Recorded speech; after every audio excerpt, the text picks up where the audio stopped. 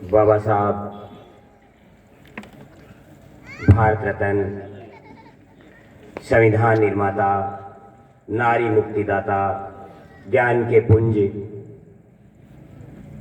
इनके इस महापरिनिर्वाण दिवस पर पधारे सम्मानित मंच के साथीगण, पंडाल में बैठे बुद्धिजीवी वर्ग, माताएं बहनें, मेरे से पहले पूर्व वक्ताओं ने आपको बहुत धन्यवाद, आयोजकों को, सब तरह की बातें हुई हैं। व्याख्याता महोदय वो अभी चले गए, कहा कि बाबा साहब ने कहा था कि शिक्षा वो शेरनी का दूध है, जो पिएगा वो दहाड़ेगा, वरना तो बकरी की तरह में की आवाज करेगा।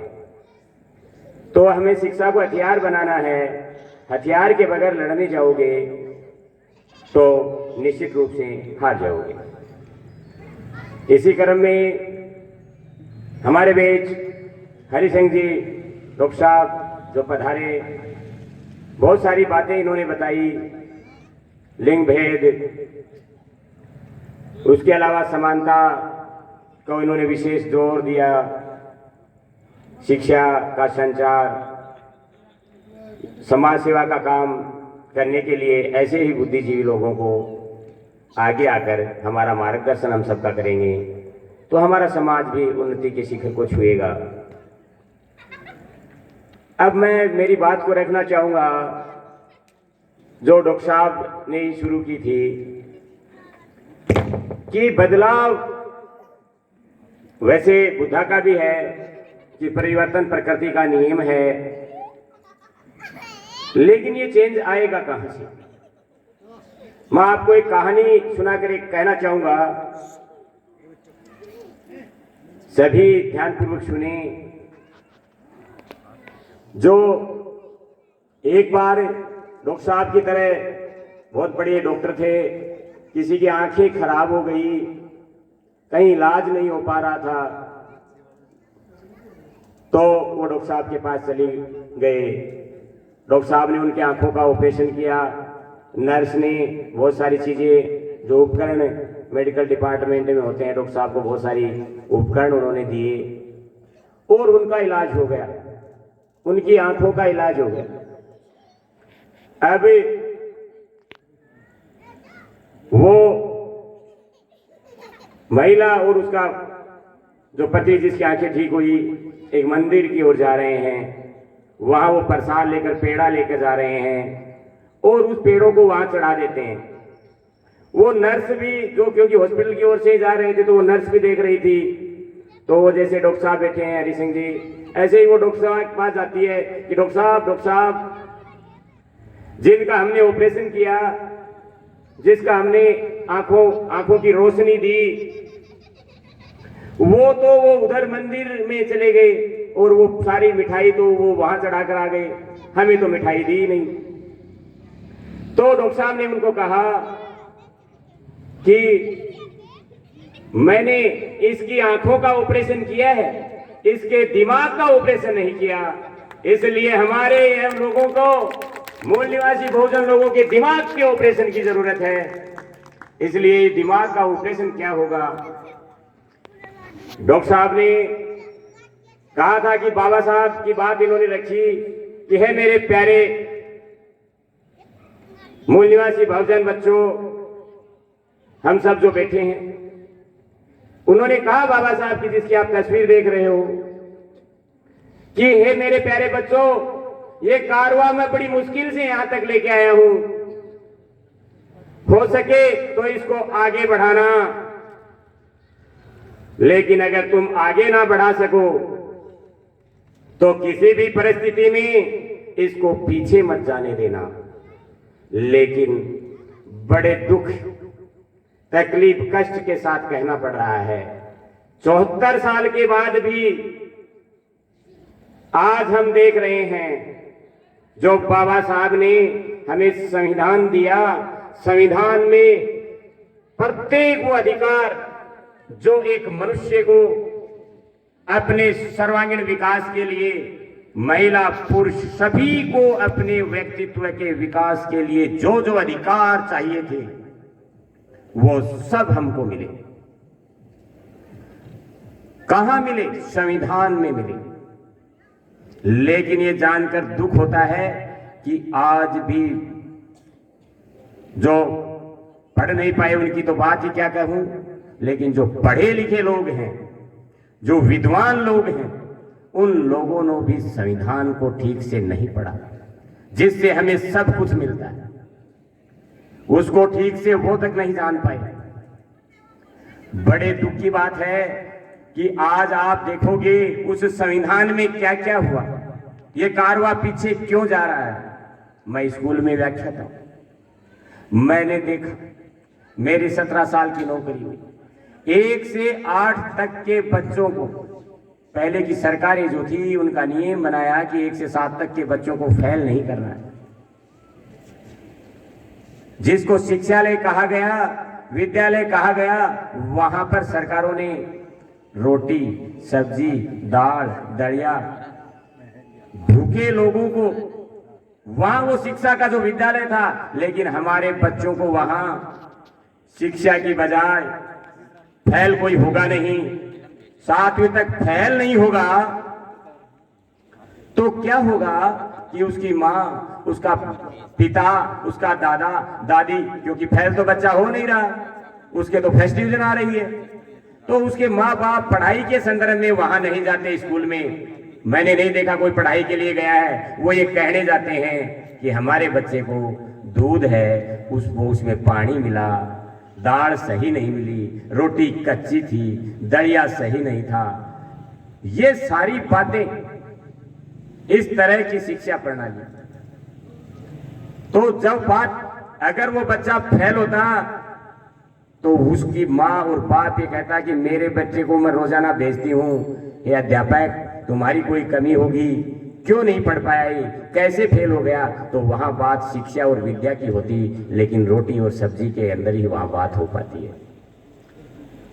इतना ही नहीं, हमारे लोगों को आज रोटी सब्जी दलिया, 2 चावल 2 रुपए किलो, न जाने क्या क्या चीजें वो दे रहे हैं, जो पेट की भूख को तो मिटा देते हैं, लेकिन जिससे हमारे मस्तिष्क का विकास होता, शिक्षा आती, चेतना आती और हमारे विचार समानता, स्वतंत्रता और भाईचारा के बाबा साहब ने कहे हुए न्याय और मानव गरिमा, मान सम्मान स्वाभिमान के होते, ऐसी मन मस्तिष्क में शिक्षा वो नहीं दे पा रहे, नहीं दे रहे। आज शिक्षा और रोजगार खत्म हो रहे हैं और फ्री में हमें चावल दाल मिल रहे हैं, हम बड़े खुश हो रहे हैं। हमारे लोगों को ये जानकारी नहीं है कि इस दूध दलिया रोटी सब्जी के बदले में हमसे क्या लिया जा रहा है। हमारे मूल निवासी बहुजन समाज के आने वाली पीढ़ियों को गुलाम बनाने का ये साजिश षड्यंत्र है। उनसे वो शिक्षा और उनके रोजगार छीनकर, आज मेरे पास रोजगार है, शिक्षा है, रोजगार है तो मैं कुछ समाज के लिए कर पाऊंगा, भूखा नंगा व्यक्ति क्या कर पाएगा। तो उन्होंने शिक्षा और रोजगार को खत्म कर रहे हैं निरंतर। संविधान में ऐसे ऐसे कानून बना रहे हैं, मजदूरों के खिलाफ 27 कानून बनाए गए हैं, किसानों के खिलाफ आपने देखा कानून बनाए, 750 के लगभग किसान अपनी जान को कुर्बान कर गए, हमारे लिए वो शहीद हो गए। इतना ही नहीं, शिक्षा की नई नीति बनाई 2020, जिसमें आपके बच्चों को वो शिक्षा दी जाएगी, 6 से 8 तक प्राइमरी तक अंग्रेजी नहीं पढ़ाई जाएगी, मातृभाषा में शिक्षा दी जाएगी। उसके बाद 6 से 8 आपके बच्चों को कोई मटका बनाना, कोई व्यावसायिक शिक्षा जो है घड़े बनाना, मटका बनाने के अलावा किवाड़ बनाना, फसल का काम करना, ऐसी शिक्षा दी जाएगी जो लागू होगी नई नीति। व्यावसायिक शिक्षा, उससे मन मस्तिष्क में वो चेतना नहीं आ पाएगी जो डॉक्टर साहब के शब्द आपने सुने, ऐसी चेतना उन बच्चों में नहीं आ सकती, क्योंकि शिक्षा को इस तरह का बना दिया गया। इतना ही नहीं, किसान मजदूरों की नहीं, हमारे जो नौकरियों की बात करें तो आज भी जो हमें भारत सरकार में नौकरियां मिलनी चाहिए थी, यहां राजस्थान सरकार में बहुत कम नौकरियां हैं। लेकिन भारत सरकार ने, आपने कभी सुना हो तो नरेंद्र मोदी ने कहा था कि 2 करोड़ नौकरियां हर साल दूंगा। यहां राजस्थान में तो केवल 8.5 लाख कर्मचारी आज तक 74 साल में हुए हैं, यानी कि नौकरियां तो वहां है सारी। लेकिन आपको जानकर आश्चर्य होगा, वहां विश्वविद्यालयों में आज भी 40 केंद्रीय विश्वविद्यालयों में SC ST OBC इनका 49% रिजर्वेशन के बावजूद भी एक भी OBC का तो एक भी प्रोफेसर नहीं है, एसोसिएट प्रोफेसर नहीं है 40 केंद्रीय विश्वविद्यालय में। और हमारा कोई इक्का दुक्का मिल जाए, वो जो 15 और 7.5% मिला वो नहीं है। 40 केंद्रीय विश्वविद्यालयों में ऐसी स्थिति है। इतना ही नहीं, आप जानते होंगे ओम बिड़ला लोकसभा का अध्यक्ष है। हमारी नौकरियों को, आरक्षण को, संविधान को, आरक्षण को खत्म करने का एक तरीका अपनाया है, निजीकरण। सारी चीजें जहां हमारे मूल निवासी बहुजन समाज के लोग नौकरियां पा सकते थे, आरक्षण के द्वारा उनको नौकरी मिल सकती थी, उन सबको उन्होंने उद्योगपतियों, पूंजीपतियों, बड़ियों को बेचना शुरू कर दिया। सब बेच रहे हैं। वहां पर अगर सरकारी स्कूल होगी तो आपका बच्चा मास्टर बन जाएगा, प्राइवेट स्कूल में तो जो चाहे उसको लेगा। तो वो सारी चीजें जहां हमारे बच्चे, आने वाली पीढ़ियों को नौकरी मिल सकती थी, उन सबको आज निजीकरण के द्वारा बेच दिया जा रहा है। हमें जागना होगा, सोचना होगा, समझना होगा। लोकतंत्र में जानकारी सबसे बड़ा हथियार होती है। लोकतंत्र गोली से नहीं चलता है, बोली से चलता है। इसलिए हमको जानकारी लेनी होगी।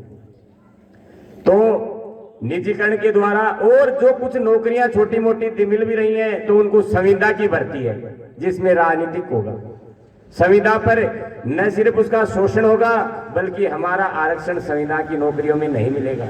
इतना ही नहीं, जो सबसे भारत सरकार में सबसे बड़ी नौकरी है, भारत सरकार में सबसे बड़ी नौकरी IAS की होता है, जिससे हमारा बच्चा कलेक्टर बनता है। उस कलेक्टर की नौकरियों में बैकडोर एंट्री कर दी, वहां परीक्षा नहीं।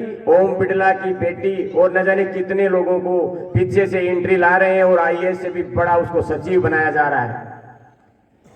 ये सब बातें हमें जाननी होगी। इतना ही नहीं, संविधान में CAA NPR के नाम पर आपकी नागरिकता पर भी प्रश्न चिन्ह लगाया जा रहा है। और आसाम में हमने देखा कि 19 लाख लोग थे, कह रहे हैं कि अल्पसंख्यकों के खिलाफ है, मुसलमानों के खिलाफ है। लेकिन आपको जानकर आश्चर्य होगा कि असम में जिनको जेलों में डाला गया, उसमें केवल 5 लाख लोग मुसलमान थे, 14 लाख लोग SC ST OBC के थे। वो आपकी नागरिकता पर भी प्रश्न चिन्ह लगा रहे हैं, आने वाली पीढ़ियों की नौकरियों को खत्म कर रहे हैं, बेच करके संविदा पर बैकडोर एंट्री, पिछले दरवाजे से बड़े बड़े पदों पर ऐसा ला रहे हैं। ये सारी बातें हमें जाननी होगी। लेकिन हमें ये समझना होगा कि ये सब हो क्यों रहा है हमारे साथ। बाबा साहब ने कहा कारवां को आगे बढ़ाना है, लेकिन हमने देखा कि एक एक समस्याएं बढ़ती जा रही हैं। कुछ तो ऐसी समस्याएं जो निरंतर बढ़ ही रही हैं, इसका कोई कारण होगा। महात्मा बुद्धा ने कहा था, हमारा पुरखा जो बुद्धा हुआ, कि संसार में अगर पत्ता भी हिलता है तो उसका कारण है, बिना कारण के इस संसार में पत्ता भी नहीं हिलता है। तो ये जो हमारी समस्याएं निजीकरण के द्वारा, संविदा के द्वारा, बैकडोर एंट्री के द्वारा, मजदूरों के खिलाफ कानून के द्वारा, किसानों के खिलाफ कानून के द्वारा, और CAA NCR की जैसे प्रश्नों पर हमारे लोगों को जेल में और उनकी नागरिकता पर भी प्रश्न चिन्ह लगाया जा रहा है, संविधान को खत्म किया जा रहा है, हमारे बच्चों के शिक्षा और रोजगार को खत्म किया जा रहा है। ये सब इनका कोई ना कोई कारण अवश्य है। ऐसा बुद्धा ने कहा है। इनका कारण हमें खोजना होगा, इनका कारण क्या है, आपको जानना होगा इसका कारण क्या है। इसी संदर्भ में डॉक्टर B.R. अम्बेडकर बाबा साहब ने एक बात कही थी, हे मेरे मूल निवासी बहुजन प्यारे बच्चों, जो कौम अपना इतिहास नहीं जानती वो भविष्य का निर्माण नहीं कर सकती। जो कौम, डॉक्टर B.R. अम्बेडकर जिनका हम महापरिणाम दिवस मना रहे हैं, इन्होंने कहा कि हे मेरे मूल निवासी बहुजन भाइयों, जो कौम अपना इतिहास नहीं जानती वो अपने भविष्य का निर्माण नहीं कर सकती। इसको अगर उल्टी पकड़े इस पंक्ति को, तो आपको, हमको, हमारा और हमारे बच्चों का भविष्य का निर्माण करना है तो इतिहास को जानना होगा।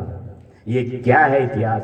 इस संसार में, हर भारत देश में न जाने कितने घोटाले हुए हैं, रुपयों के अनथा घोटाले हुए हैं। आप सब मेरे से ज्यादा जानते हैं कितने घोटाले हुए हैं, लेकिन इनमें सबसे बड़ा घोटाला जो है वो इतिहास का घोटाला है। ये इतिहास का घोटाला क्या है, ये हमें जानना होगा। हमें ये बताया गया कि अंग्रेजों ने हम पर राज किया, अंग्रेजों, उससे पहले मुगलों ने हम पर राज किया। लेकिन आप सोचिए, क्या अंग्रेजों ने ये जाति आधारित व्यवस्था बनाई? क्या अंग्रेजों ने वर्ण व्यवस्था बनाई? क्या अंग्रेजों ने हमें शिक्षा के अधिकार से वंचित किया? हमें जानना होगा कि ये सब किसने किया। जो आज हम देख रहे हैं, डॉक्टर साहब बता रहे थे, जो वाल्मीकि जी बैठे हैं इनके बारे में बताया कि तो ये सब जाति आधारित व्यवस्था, नारी को पेड़ की ज्योति समझना, ये सारी व्यवस्था बनाई किसने थी? अंग्रेजों ने तो नहीं बनाई, मुगलों ने भी नहीं बनाई, वो विदेशी थे। तो फिर किसने बताई? किसने बनाई? जिसने ऐसी व्यवस्था बनाई वो ही हमारे मूल निवासी बहुजन भाइयों के सबसे बड़े दुश्मन हैं। आपको जानना होगा, समझना होगा कि वो लोग कौन हैं जिन्होंने हमारी माताओं बहनों को पैर की जूती बनाया, पैर की जूती बताया, लिख लिख करके बताया। इतना ही नहीं, हमारे लोगों के अंदर छुआछूत का, भेदभाव का विचार पैदा किया। ये सब किसने किया? कौन आज आपके अधिकारों को खत्म कर रहा है? कौन है वो? कौन है भारत में जो हमारे 85% लोगों के अधिकारों को खत्म निरंतर कर रहा है, जो बाबा साहब ने हमें दिए? कौन है वो? इसके लिए इतिहास जानना। सिंधु घाटी सभ्यता, यहां से भारत का इतिहास शुरू होता है। मातृसत्तात्मक थी, आज क्या दुर्दशा माता बहनों की बना दी है। देखकर बड़ा दुख होता है, देखकर बड़ा दुख होता है। ये जो ज्ञान के चक्षु हैं, इसे देखकर हमें ज्ञान मिलता है, सुनकर भी हमें ज्ञान मिलता है। ज्ञान के चक्षु और मस्तिष्क सिर्फ यही होता है। और हमारी माताओं बहनों की क्या स्थिति कर दी कि इनको उन ज्ञान के चक्षु कभी ना खुले, इन्हें ज्ञान कभी ना मिले, और ये इनके एक ज्ञान के चक्षुओं पर, ज्ञान की इंद्रियों पर पर्दा डाल दिया गया। और वो जो संस्कृति हमारी दुनिया की सबसे महान संस्कृति थी, जब से भारत का इतिहास शुरू होता है उस समय हमारी व्यवस्था मातृसत्तात्मक थी। माताओं बहनों को सर्वश्रेष्ठ माना जाता था, वो चरित्रवान होती थी, वो मान सम्मान स्वाभिमान प्यार मोहब्बत करुणा ममता दया इंसानियत का चरित्रवान ऐसी औरतें होती थी हमारी हजारों साल पहले। और वो अपने बच्चों में संस्कार भरती थी जैसी वो मां चरित्रवान होती थी, मान सम्मान स्वाभिमानी होती थी, ममता और करुणा की दया होती थी, समानता स्वतंत्रता और न्याय की व्यवस्था में वो मां वो सारे गुण अपने बच्चों में भरती थी। ऐसा नहीं था जैसी आज की व्यवस्था है जिसमें माता को गुलाम बनाया गया है। माता, ऐसी व्यवस्था नहीं थी हमारी। हमारे पुरखों ने जो व्यवस्था बनाई थी संसार में, वो सर्वश्रेष्ठ व्यवस्था थी।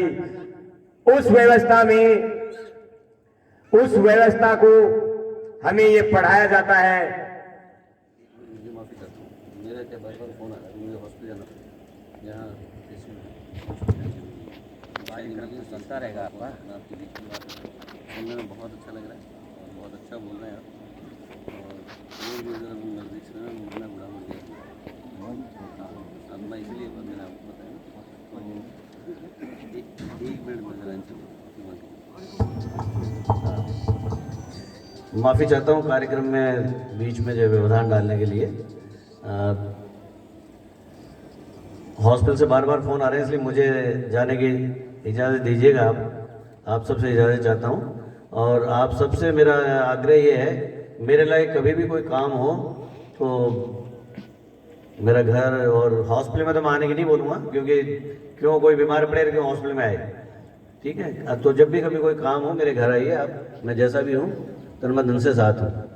और अभी कोरोना की तीसरी लहर चल रही है, तो आप सबसे जो है मेरा आग्रह है, माताओं बहनों से खास करके, आप बच्चों को, आप खुद और आप सब जो बैठे हैं, ये मास्क जो लगा रखा है हमने, यही सबसे बड़ा बचाव है, यही इलाज है। पिछले साल हमने देखा होगा कितने सारे लोग जो है कोरोना में ख़त्म हो गए, हमारे अपने, हमारे पड़ोसी। और तो इसके बचाव के लिए मास्क का उपयोग आप सब करें। वैक्सीन, मैं समझता हूँ वैक्सीन सबके लग चुके हैं क्या? दो डोज टीके लग गए क्या सबके?